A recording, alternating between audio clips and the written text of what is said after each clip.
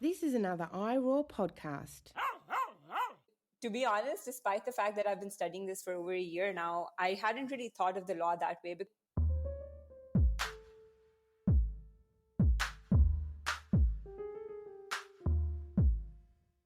Welcome to the final episode of Season 1 of The Animal Turn, where we've been speaking to scholars about animals and the law and unpacking a variety of concepts.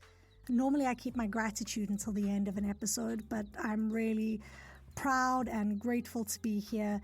I'm nothing but a lowly graduate student who had an idea and went to Sue Donaldson and Will Kimlicka at Animals and Philosophy, Politics, Law and Ethics, A.P.P.L.E, with an idea, and they supported me, and here we are, a short while later with the first season done. So I just wanted to say some thank yous right up in the beginning.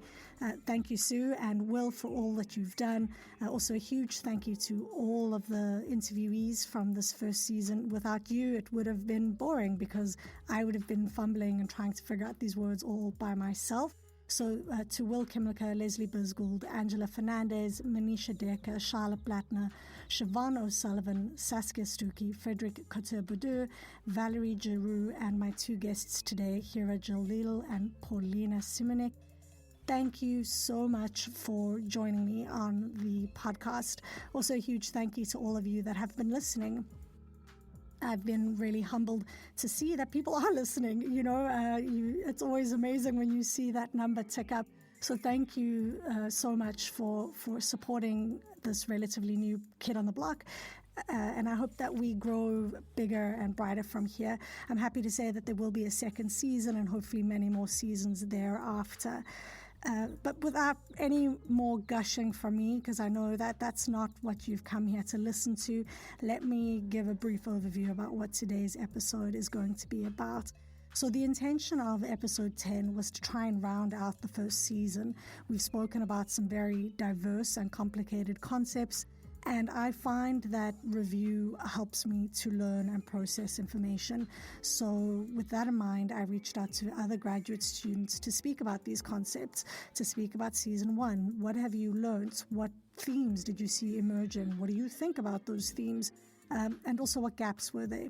So to that end, I reached out to Paulina Siemieniec, who's here with me at Queen's University and is doing her doctorate in politics. I lie. She's doing it in philosophy.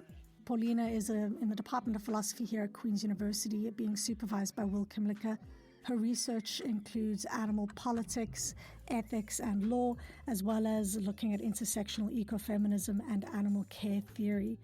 She's received a variety of awards, including the McLaughlin Fellowship, and she's presented her work at the 2019 European Association for Critical Animal Studies. Paulina is just wonderful. She is also the leader of the Animal Reading Group here at Queen's University. So I was extremely happy and proud to have Paulina join on today's episode. But I really wanted a group of people, not just a one-on-one like we usually have. So I put out a call on Twitter, my new favorite place to be. And I was very thrilled to get someone come back to me. So Hira Jaleel is a lawyer based out of Pakistan. She recently graduated with an LLM in animal law from Lewis and Clark Law School on a Fulbright scholarship. Her LLM thesis was titled Wildlife Protection in Pakistan, an overview of statutory and case law. So she analyzed the historical developments of wildlife protection laws and jurisprudence in Pakistan, the weaknesses and strengths of existing laws, as well as how superior courts in Pakistan approach different wildlife disputes.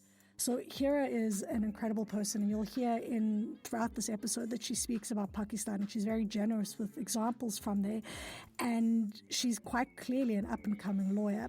Now, what's really cool is you've got in this episode an emerging lawyer, an emerging philosopher, and an emerging podcaster, all speaking about animals and the law, and together we try and unpack some of the main themes that emerged, which for us kind of centered around ideas of property, rights, legal subjectivity, law and social norms, as well as entanglements and scale. So all of these come up in this episode, and I hope you enjoy.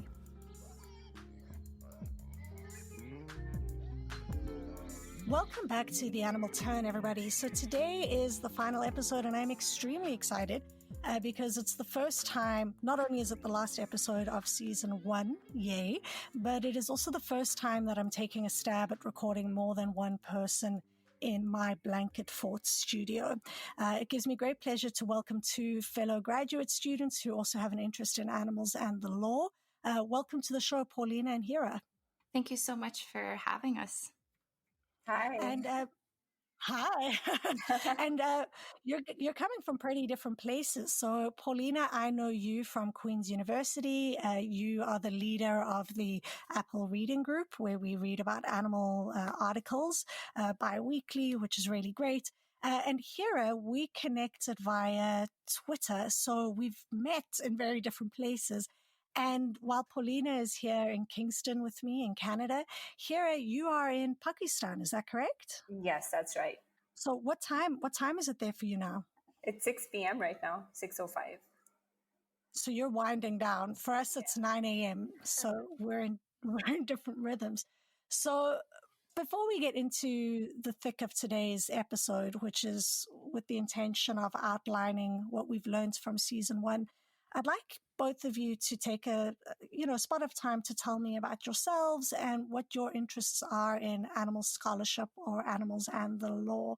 Hira, why don't we start with you? Okay. So I'm actually not a graduate student right now. I've recently graduated with my LLM in animal law from Lewis and Clark Law School. Yay. Congratulations. Thank you. I've graduated from the Lewis and Clark Law School on a Fulbright scholarship. And my interest in animal studies, I guess I could trace it back to when I rescued my dog, Peanut.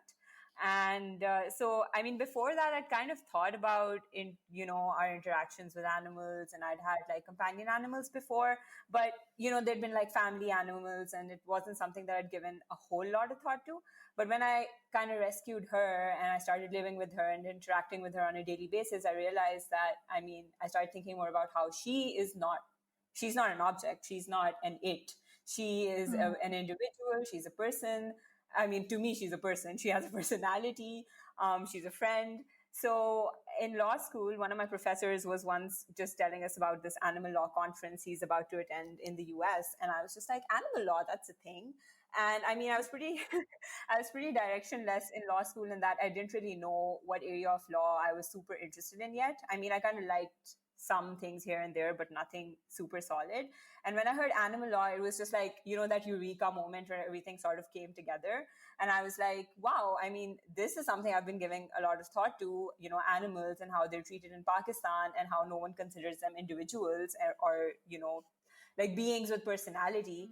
And I'm studying to be a lawyer. So it's kind of the perfect amalgamation of these two things that I really want to kind of do in my life. So I applied actually to the law firm where my professor was a partner to work on some animal law cases, and I worked there for 2 years. Meanwhile, I applied for a Fulbright scholarship. I got it. I applied to study animal law at Lewis and Clark, and I was just there last year for my LLM in animal law, and I just wrapped up and came back home. It's been a month now. Wow, incredible. And is there a particular type of animal law that you focused on, or is animal law just its own bubble? So animal law is, because it's such a niche and kind of growing field right now, I don't really know of people who specialize in a certain kind of animal law. Generally, it's just sort of working however you can within the legal framework to help animals. That being said, there are certain kind of areas of law that you can sort of specialize in that you can also use to help animals. One, for instance, constitutional law or consumer law. So there is kind of that, but I don't personally do or want to specialize in a certain kind of animal law because it's a growing field. It's a very underdeveloped field in my own country. So I feel like a more generalist position kind of suits me better than only catering to one kind of animal. It's great to have you. And I think that what's really interesting about the three of us sitting here all together is that I'm kind of halfway through my PhD. Hira, you've just finished your graduate studies, and Paulina's just getting started into her studies. But you've also just finished a master's degree, Paulina. So maybe you can tell us a little bit about yourself and your interest in animals and the law. Sure. Thank you. So, as long as I can remember, I've always loved animals and felt connected with them. All my childhood memories are filled with, talking and playing with animals.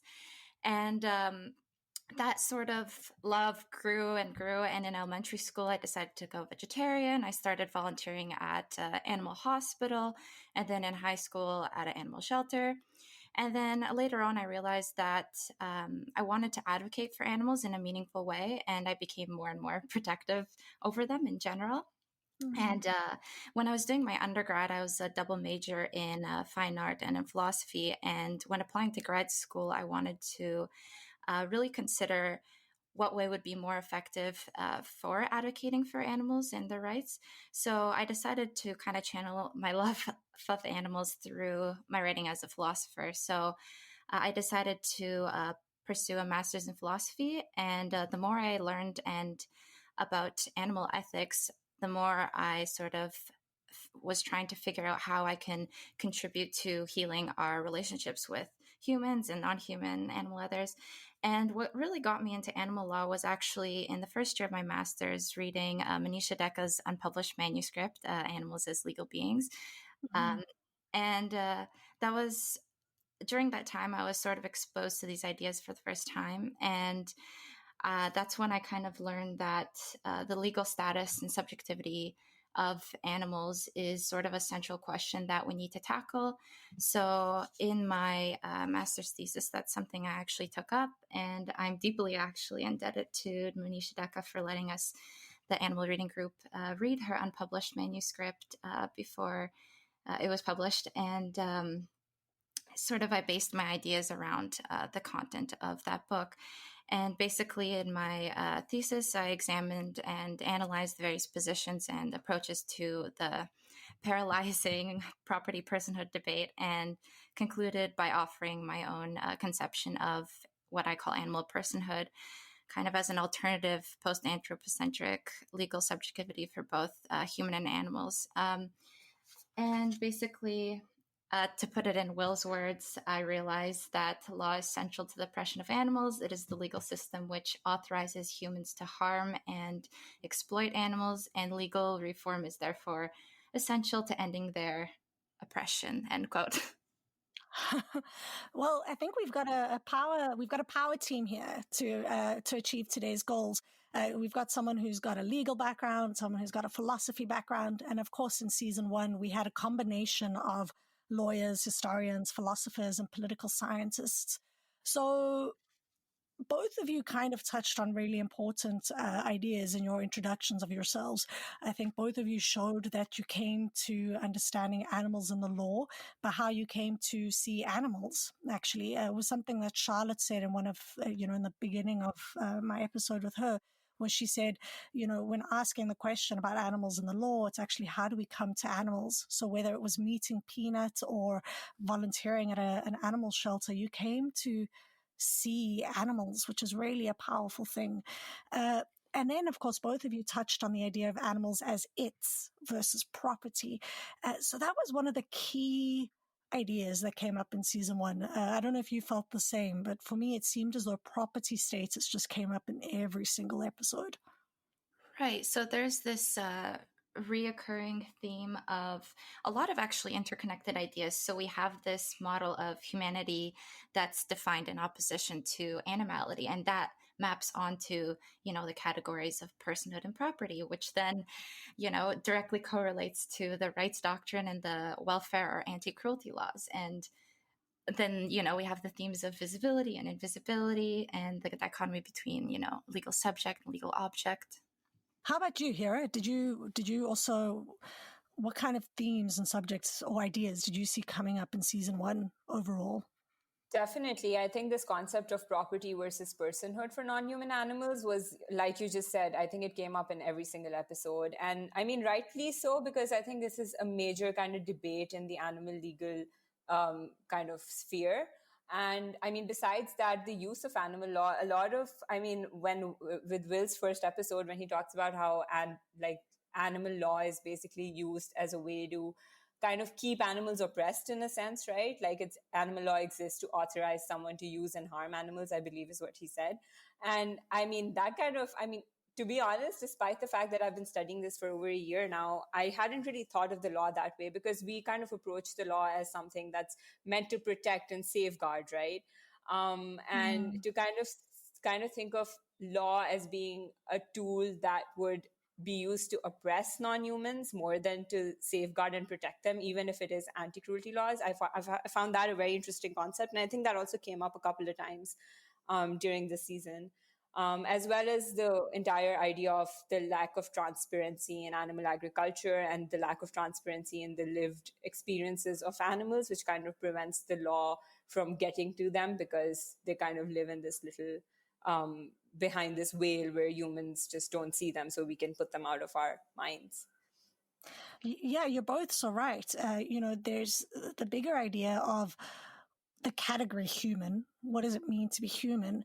And then there's also the instrumentalization of law. Like I had always thought, people talk about animal rights law all the time. They're like, but we are following all of the animal rights laws in this operation. But then when you take what Will and what Leslie also said, was that no, these laws are not to serve animals. These laws exist to actually protect industries, to achieve the bare minimum. And I think a core concept that came up there again and again was this idea of necessity. What does it mean to be necessarily used? Right, because we have this idea that animals are at least protected by anti-cruelty laws, but when we really examine what unnecessary suffering means, as several of the guests have mentioned, it really just refers back to what humans deem as beneficial or convenient use of animals in general. And I think that the general public would find it shocking to really consider the fact that animals do not have rights as property to objects.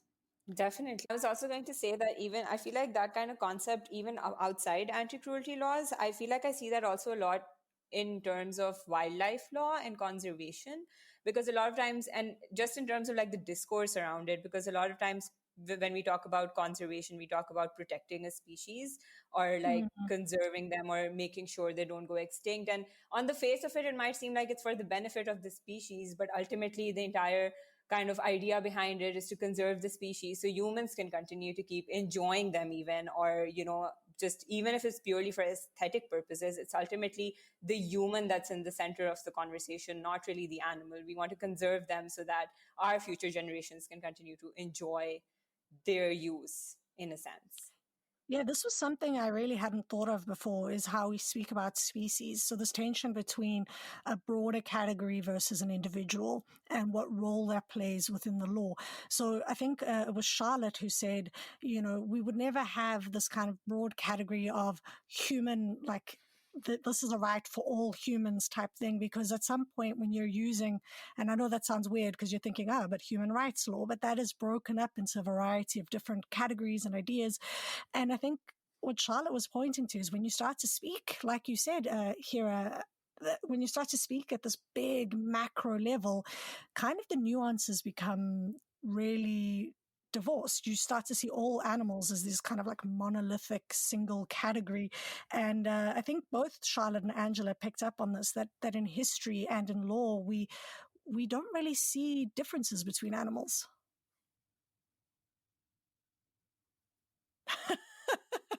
This is the challenge of dealing with three people. I don't know how to direct questions. I'm sorry. Okay. So in thinking about that and thinking about the difference between, bigger groups and individuals, the idea of personhood came up. What do you guys think personhood means? And perhaps, Paulina, you could start us off here because you've dealt quite extensively with personhood. What do you think it means in terms of thinking through these tensions of individual versus group identities? Right. So that's a great question. My view sort of aligns with Sue Donaldson and Will Kimlicka in the sense that I believe that personhood should be synonymous with the idea of selfhood, the idea of a being that has a subjective experience of their own life in the world, has their own ends that they pursue and desires. And from that, I think that creates a qualitatively different moral consideration as opposed to just being merely alive or an object, an animate object. And I think from that fact of sentience, it creates certain moral duties and responsibilities that we have towards particular individual selves. So I very much tie personhood to the idea of sentience, and I think that is the sort of ground zero for giving rights to a certain subject in order essentially to be protected from harm and exploitation, and then at sort of a second level as being respected of a member of a certain community, whether that's a human or non-human or mixed community.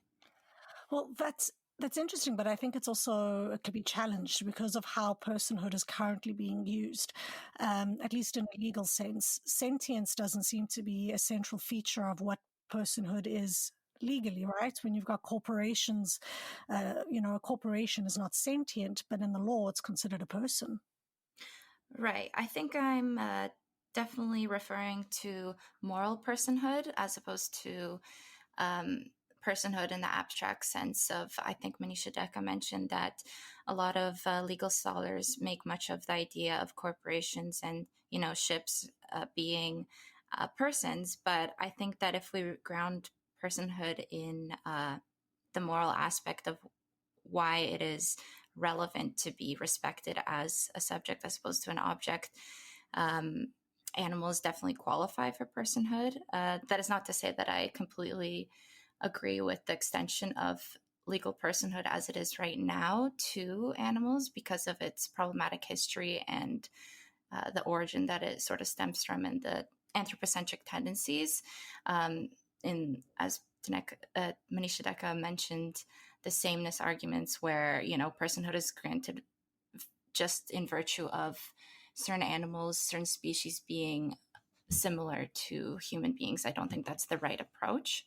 But I do think, I think there's a wide consensus, or at least agreement with most of the guests that property is not an acceptable status or defensible status for animals. So I definitely think personhood is better than property. 100%. And I think the concept that Manisha brought forward about legal beingness, so she's actually giving a third way of thinking through this. Overwhelmingly, people in season 1 told me that, the way the law understands things is in two different categories, persons versus objects, and that animals are squarely put in the object category, not the person category.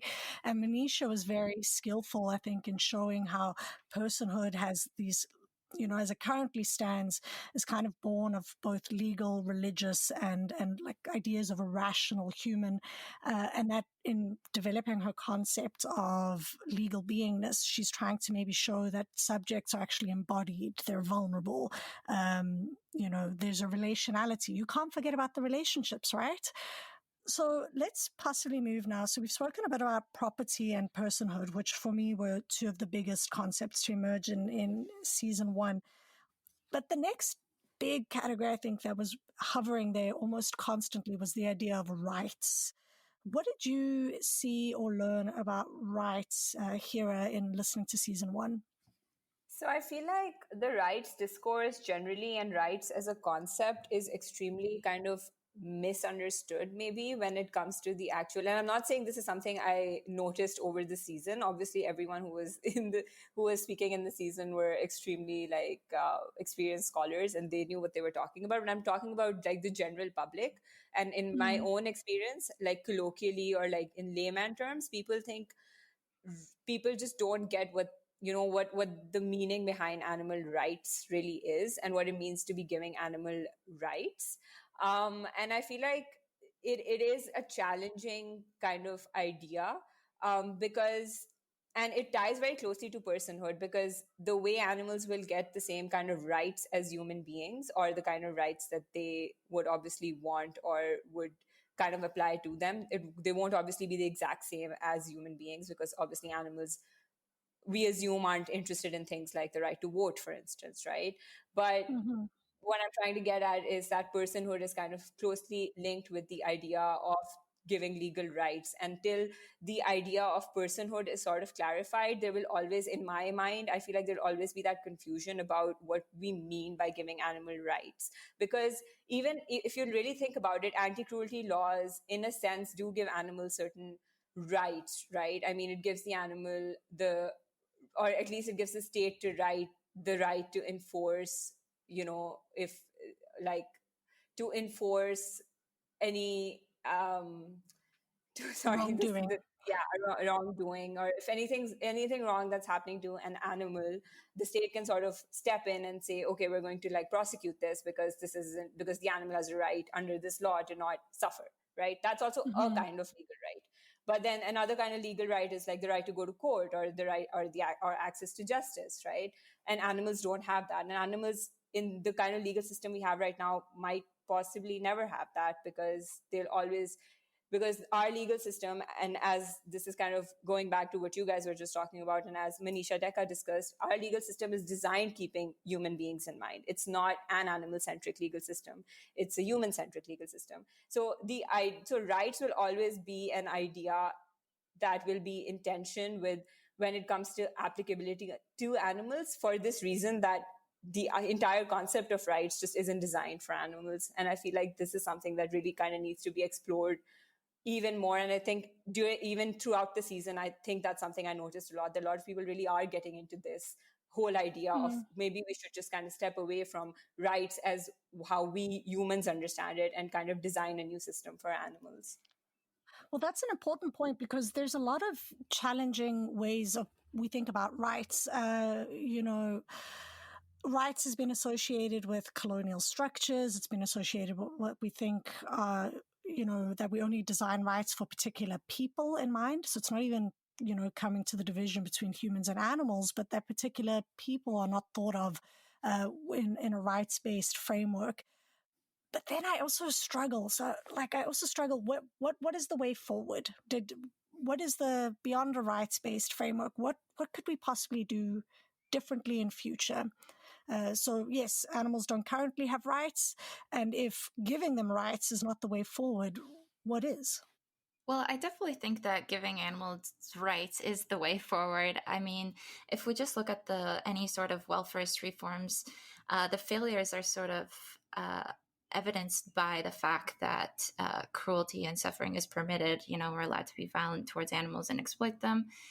And I thought it was interesting. I think Saski Stukai, she brought up kind of a way of reframing this sort of dualism between animal welfare laws and animal rights. And she kind of frames it in terms of warfare by referring back to international humanitarian law, and which is like a branch of law that deals with warfare in the human case and regulates what can be done in wars on conflict. And she says that she makes a parallel to the animal welfare law, and how we are currently in a state of war with animals, at least on a symbolic level, and how when we reframe it in terms of warfare, it kind of illuminates the fact that in the human case, these international humanitarian laws are meant to safeguard humans and human rights, and they're just sort of in the exceptional cases,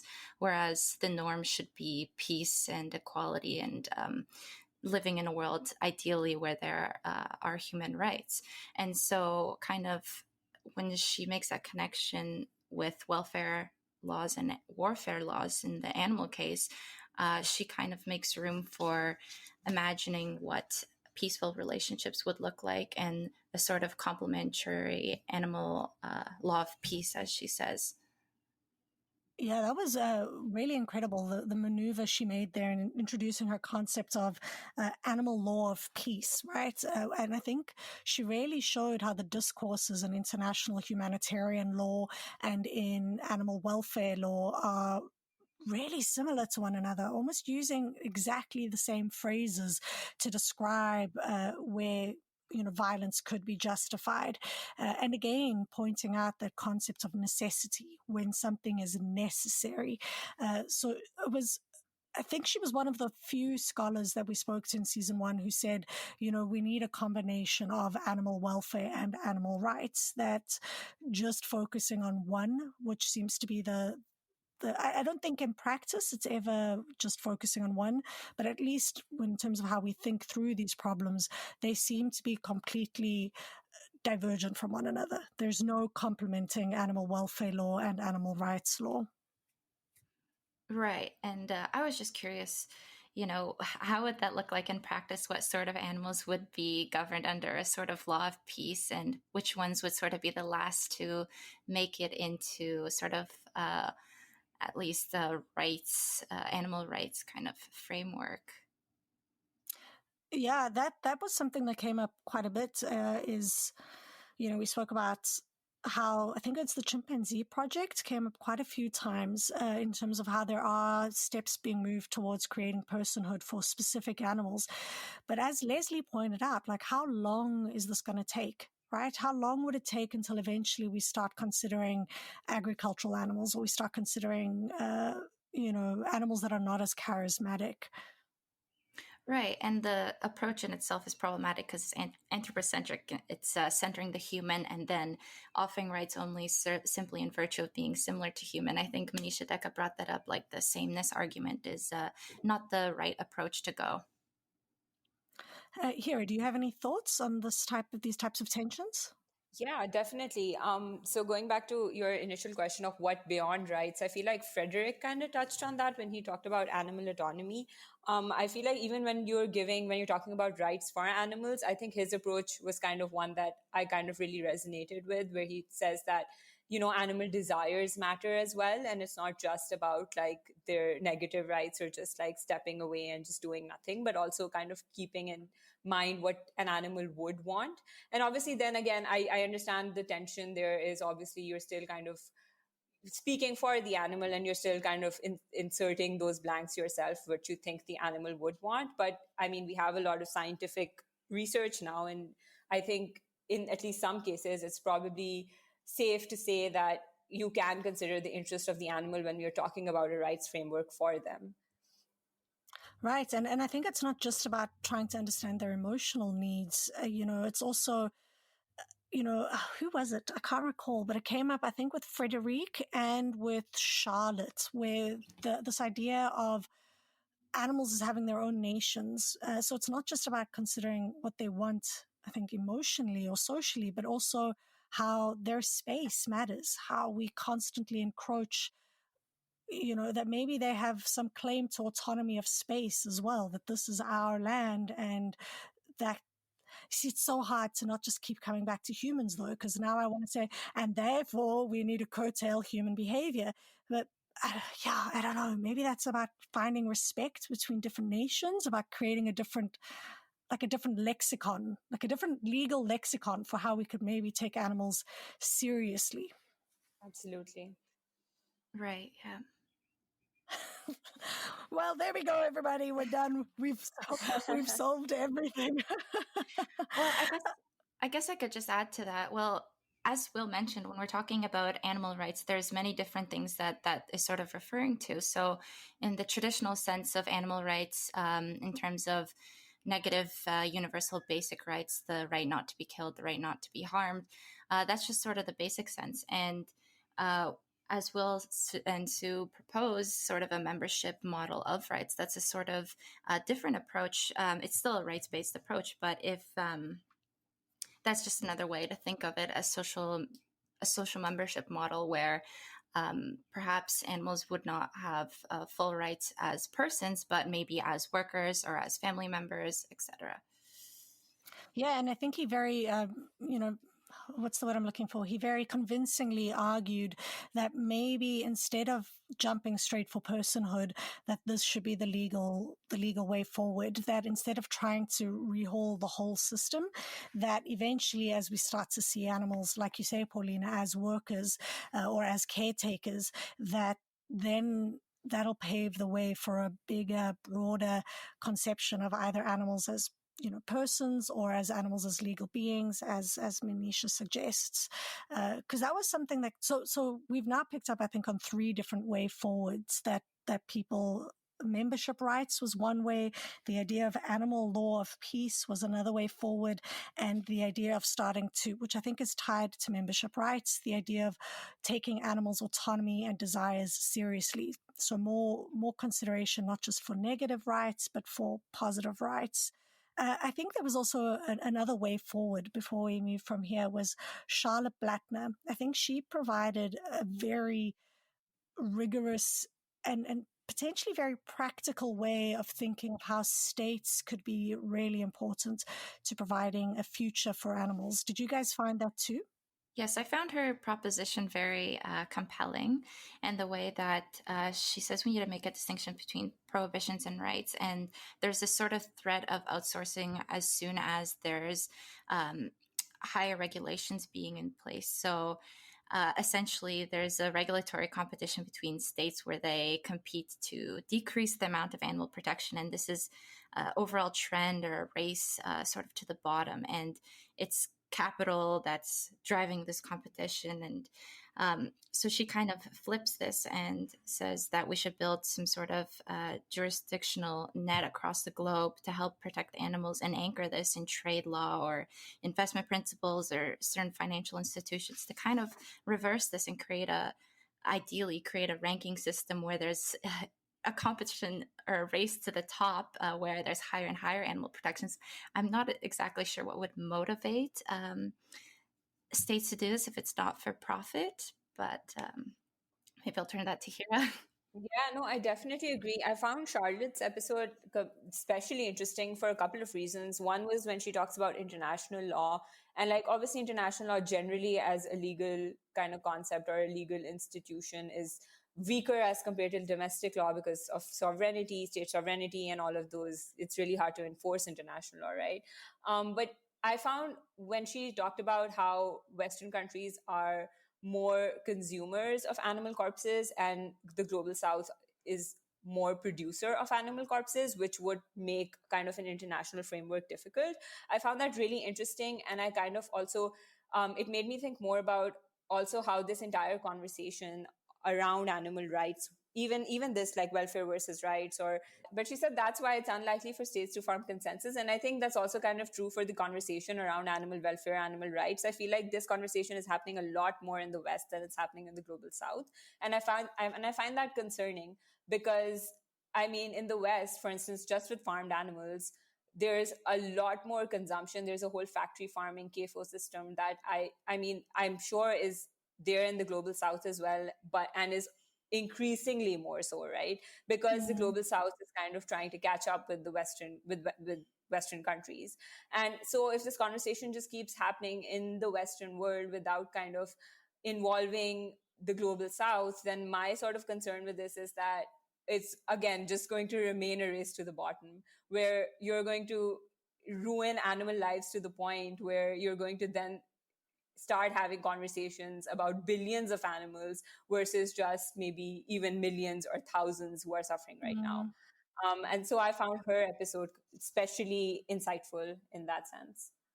Yeah, I agree with you. And I thought that, as you were talking now, I was thinking about Brazil, right? Brazil is one of the biggest producers of beef in the world. And I think what Charlotte did was, while she made these connections clearer, as you say, there are different spaces of consumption and production happening, but they are interlinked with one another. And I think this isn't just the case for animals. You see it often with, human production systems, like the creation of different garments. Garment industries are notoriously bad for human workers, or the making of cell phones, for example, that the places that consume these products the most tend to export or outsource, as Paulina said, the production elsewhere, where there are perhaps more lackluster laws, or potentially not, just trying to find means and ways of bolstering economic growth. Because at the end of the day, that's the most important thing, right? Economic growth. Exactly. And that kind of, I think, touches upon another theme that, I mean, I would have liked to see discussed more, but was touched upon in a few episodes, like Manisha's episode, for instance, about intersectionality and generally the interconnectedness of oppressions.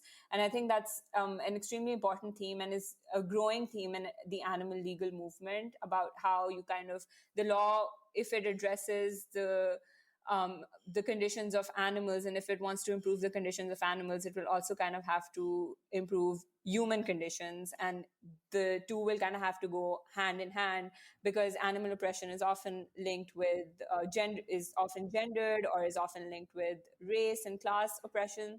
And I think that is kind of a conversation that is increasingly happening more in animal circles, and I think should also continue to happen more and more, and maybe we could see more of that next season.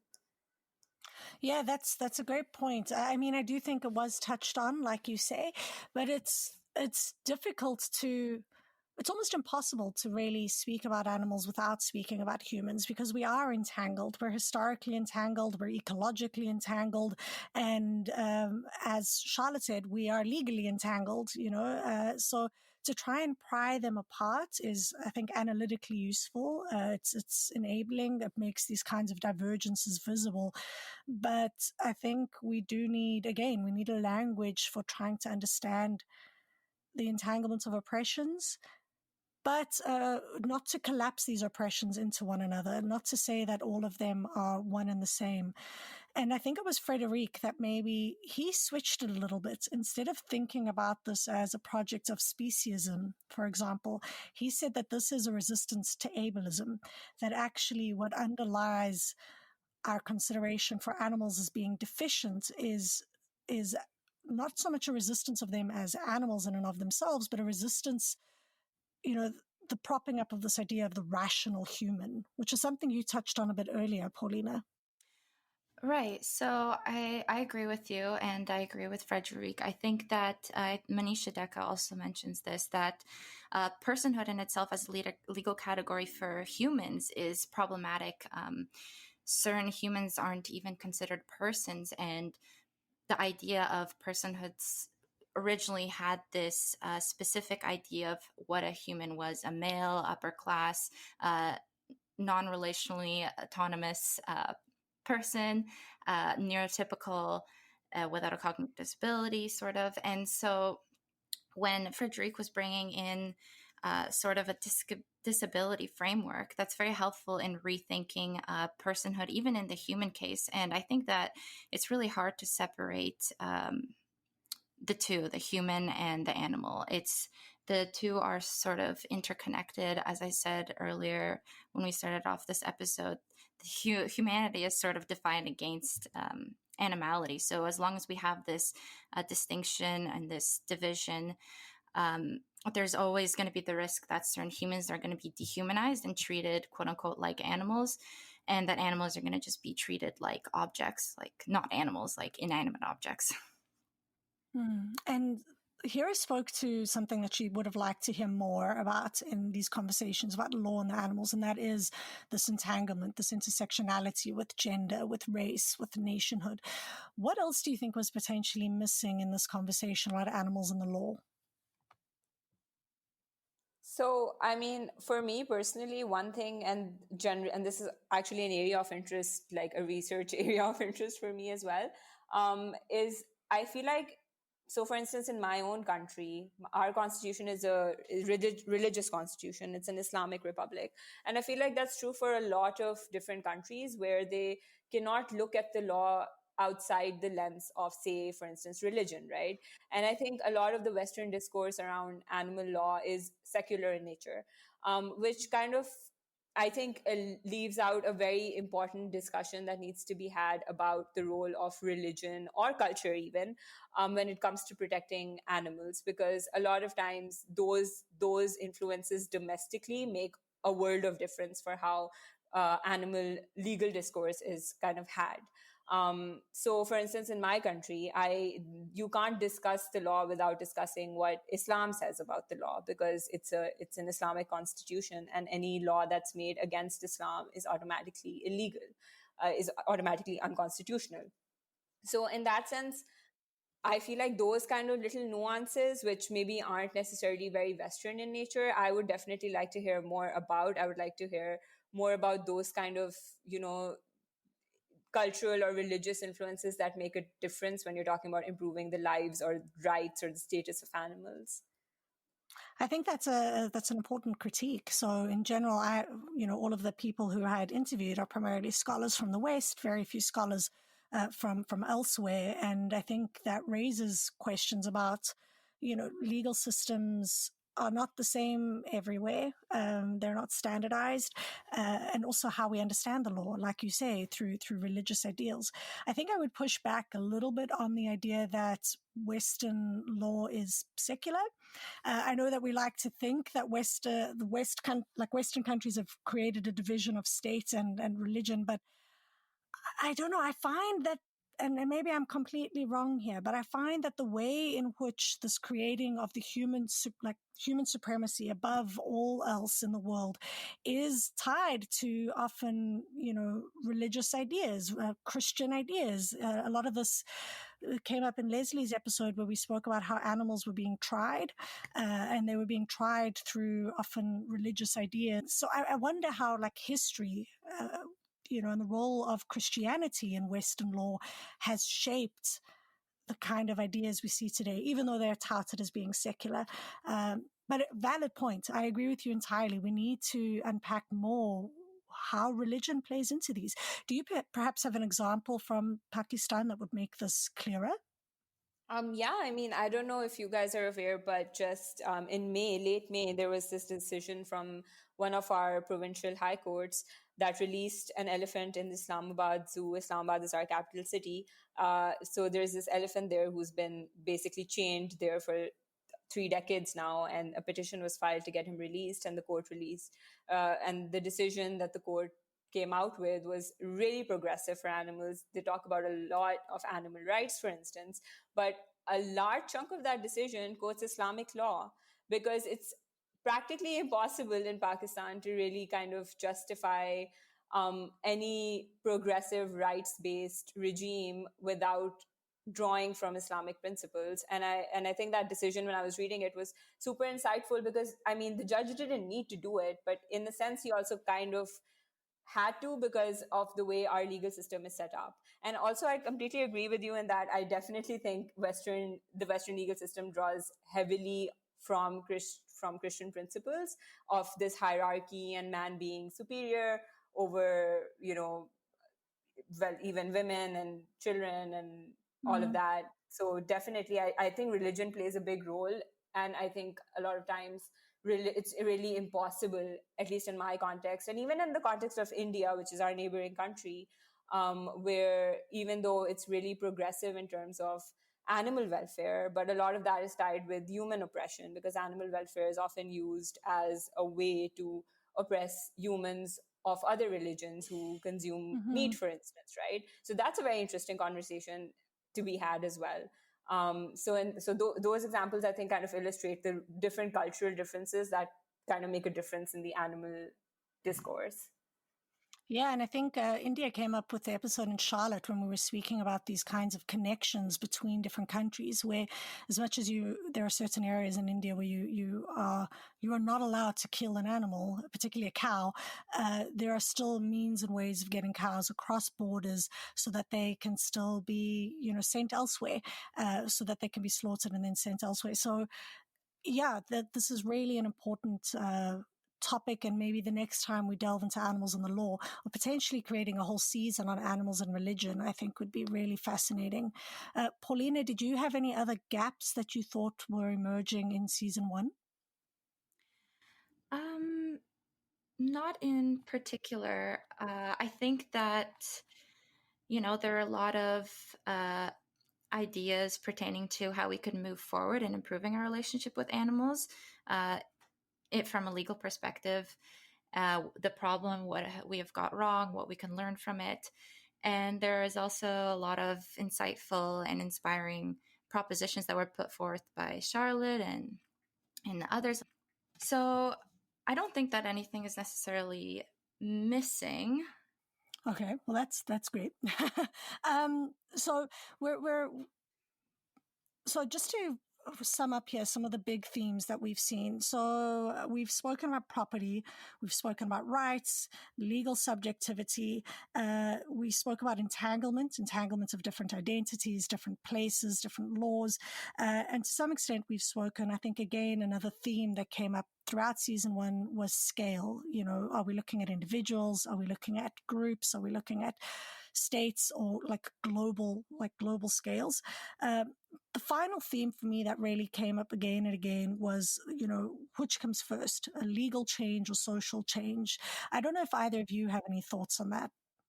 That's actually something I've thought about and I continue to think about a lot. And to me, I feel like maybe social change has to precede legal change, because I've seen it, and domestically in my own country, I've seen lots of examples of really, really progressive judgments being passed, right?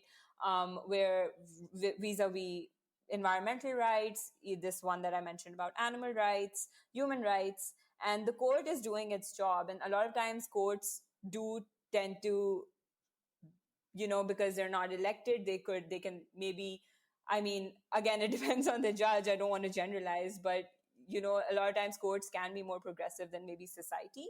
But I think unless society as a whole, at least in democratic systems, is willing to kind of accept that legal change, it's really hard for that change to translate on ground. And and again, I am only speaking for my own country, and what I've kind of witnessed happen is that even when courts oftentimes pass really progressive decisions or lawmakers make really progressive laws, unless there's will in society, in civil society, for those laws to be enforced, or unless there's acceptance of those laws, it's really hard for those laws to make a difference for the people or individuals or beings that they're catering to.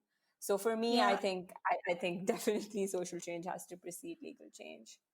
I also think, you know, something that Siobhan O'Sullivan brought up was the idea of democracy. And I think Charlotte mentioned it too, both Siobhan and Charlotte, that, you know, there is in general, I think, a social idea that animals should be protected, that we shouldn't be hurting animals. I do think that this already has some social purchase, but there hasn't been any sort of industrial will or industry will or state will to change that. And I thought that Siobhan brought up a really interesting idea there of bringing politics in, saying that, you know, it's all good and well for us as citizens to say this is what we want, but unless we enable that politically, unless we make it something that is politically desired, will anything really manifest? That maybe it needs to become something that we vote on. It needs to become something that we say, hey, we expect more from you, so that there is this race to the top that Charlotte mentioned. Just to add to that, yeah, I definitely agree with Hira that social and cultural attitudes definitely influence the laws that are passed. But we also have to consider that there's a lot of pushback from, you know, the animal use or animal-based industries that struck down any anti-cruelty provisions that would, you know, put a risk to animals, to their industry, and to animals actually being recognized as rights holders. So they have a huge stake at maintaining the status quo. Yeah, and they're very powerful contenders, as we saw now in Canada with the passing of Bill 156. That and again, something Siobhan pointed out is, I was like, yay! The reason there are ag-gag laws is because animal rights activists are making inroads. Industry is running scared, and she reminded me, no, look at the power of industry to create laws. Right, because I think the general public, as several people have mentioned, the general public doesn't believe in supporting animal cruelty. To whatever extent that applies in their personal life, that's up for debate. But in general, people do want animals to be protected. Yeah, and I think that having visibility to those animals is really important. That was, again, something Siobhan spoke about, is there is something significant about seeing it. And every time we curtail journalists or activists' ability to go into these places to expose harms that have happened to humans and harms that have happened to animals, we are curtailing democracy. And, this was something Leslie Bisgold also brought up, was how, ability to see and document the seal hunt had dramatic changes in Canada because Russia stopped purchasing these things. So yeah, there's an interesting, I think that maybe I would have liked more out of season one, potentially unpacking more of the political dimensions. We spoke a lot at the social level and at the legal level, but somewhere in between there's a political level that needs to be enabled to make these futures possible. So we're nearing the end of the episode now, and I'd asked both of you, because it's become the trend in season one, and I think I'm going to continue it. I really like it as a thing, to read out a quote that you think either sums up season one or it's just of interest to you. So you can explain to me why you like the quote. Hira, why don't we start with you? Sure.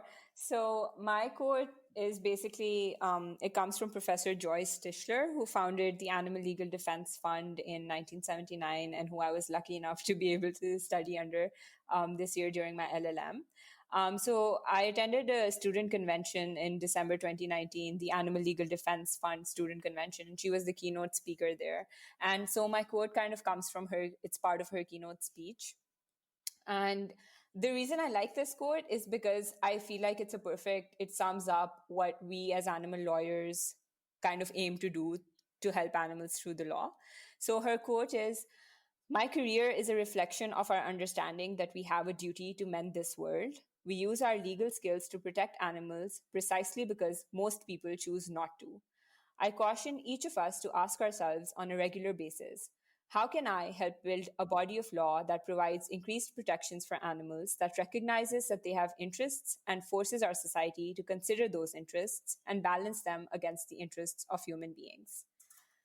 And so I like this quote because I think it sums up animal law as a whole and what I think our role or my role as an animal lawyer kind of is within the larger scheme of animals and human interaction and in this society.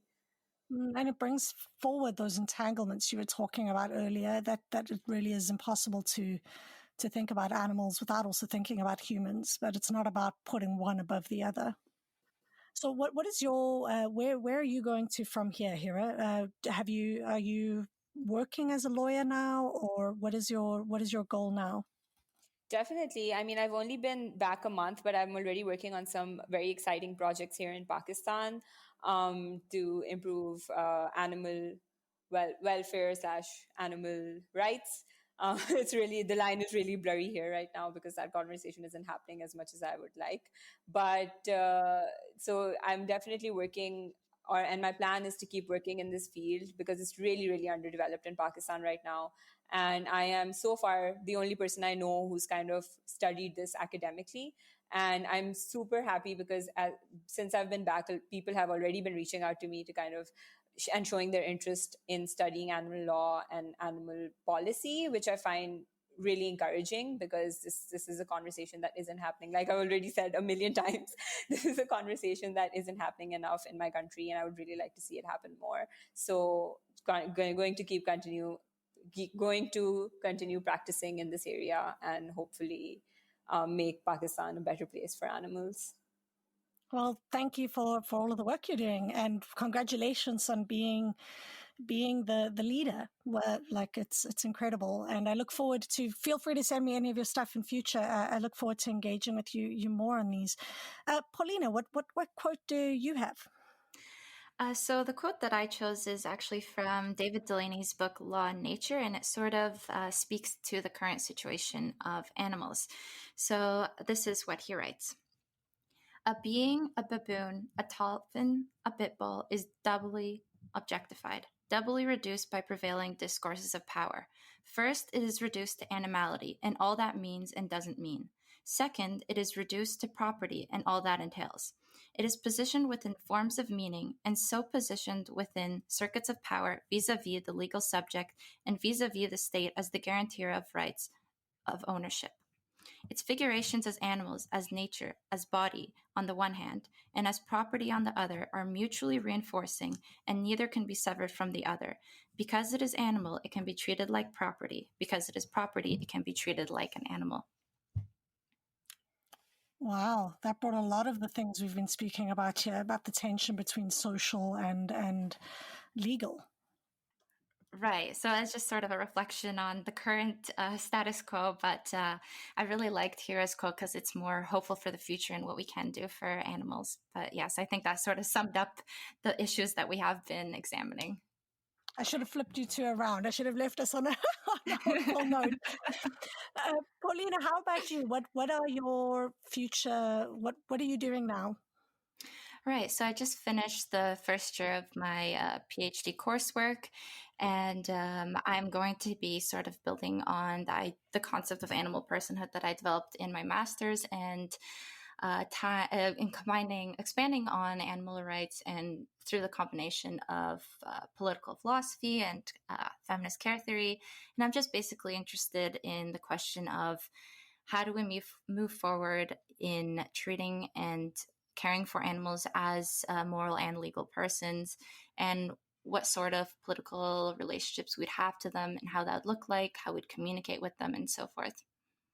Well, I look forward to seeing what you come up with because you've been incredible on the show here today. And considering you're just starting your PhD, I look forward to seeing what kind of ideas you have 3 years from now. So it's been great having you here. If listeners want to get in touch with either of you to speak about something you've mentioned in today's show or to follow your work, how could they do that? My email is probably the best option to contact me. It's 13ps75 at queensu.ca. That's pretty much, yeah. How about you, Hira? Same. My email is probably my preferred way. It's Hira Jaleel at gmail.com. So it's my full name at Gmail. Great. And I think, is there anything else either of you would like to add about season 1 before we close up the show? I'm just incredibly honored to be part of the series alongside so many scholars, and it has given me so much hope for the future of how animals will be treated in the law and society in general. So it ends off on a good note of being hopeful and inspired. That makes me so happy. Absolutely. It's the same for me. It was a pleasure listening to this season. And I mean, I to be honest, I was a little intimidated doing this episode because of all of the amazing people that had done the episodes before. So just hoping me and Paulina were able to do justice to this episode, and you're doing great work and keep it up. Well, thank you. And you guys have been amazing. So this was a trial run of a grad review. And I think, I mean, I don't know about you guys, but I learned a great deal. I started taking notes. I listened to all of the episodes again. And there's something about listening to them all together as a body of work that gives you like an overview. And it was really fun. And both of you have brought up ideas in, I think this shows the significance and the importance of speaking to others about your ideas and about the ideas of others, because both of you brought up things today that I hadn't thought about, that hadn't occurred to me in the interviews and that hadn't occurred to me after listening to the episodes. So thank you, both of you, for being here today and for the great work that you're doing in university or in your own legal system. So thank you, thank you, thank you. That's all, folks, as Bugs Bunny would say. He would say it better than I did. But we are done. That is a wrap for season 1. Thank you once again to Animals in Philosophy, Politics, Law, and Ethics, Apple, for sponsoring this podcast. Thank you for Jeremy John for the amazing, amazing logo. Thank you to Gordon Clark for the music that everybody's been commenting on. Love the pig sounds. I wonder if any of you have any guesses about what that last animal is that closes out the show. If you have any ideas, let me know. And also, if you have any ideas on how the podcast could be improved, feel free to reach out to me. The best place would probably be on Twitter at the moment. My handle is at Claudia F. Town. That's Claudia F. Thank you again to everybody for season 1. Season 2 is going to be awesome too. We're going to be looking at animals and experience. Yeah. So keep your eyes peeled for that. This is The Animal Turn with me, Claudia Herzenfelder.